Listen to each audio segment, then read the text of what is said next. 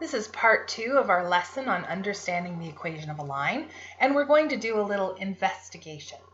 So it says, consider the following graphs and equations.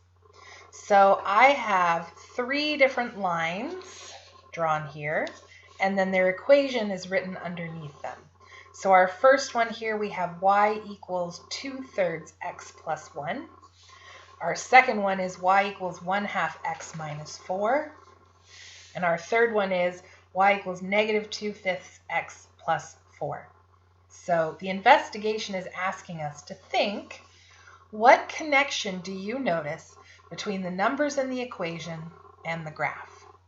So I really recommend that you just take a minute, pause the video, look at the graphs, look at the numbers that are in each of the equations, and see if you can figure out where the numbers in the equation match up with what you see on the graph. So seriously, take a minute, pause the video, and give it a thought.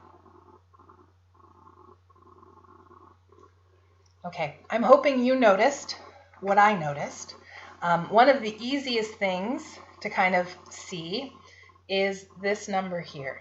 So that +1, or the -4, or in this one, the +4, it shows up where the graph crosses the y-axis.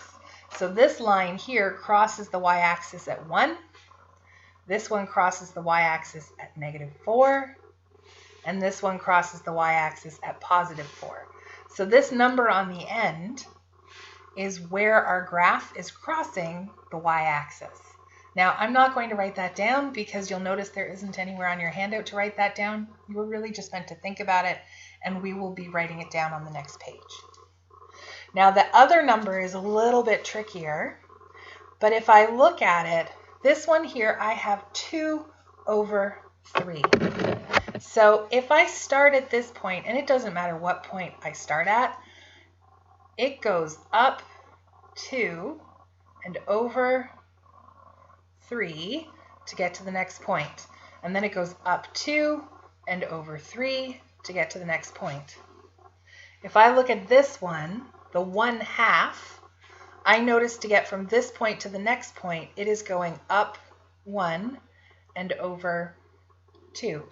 And then up 1 over 2, up 1 over 2.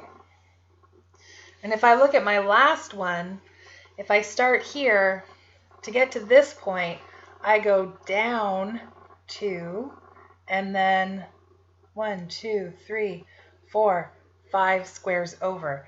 Now this one is going down instead of up because the equation is minus in front of that fraction. So the number in front of x controls how I'm getting to my next point. How many squares up or down am I going? How many squares over am I going to get to the next point on my graph? So we are going to, on the next page, write some of that down. But basically, the connection is the number that's by itself at the end is where it crosses the y-axis. And then the number in front of x is kind of the roadmap for how we're getting to our next point. The number on top tells me how far up or down we're going. And then the number on the bottom tells me how far over we're moving.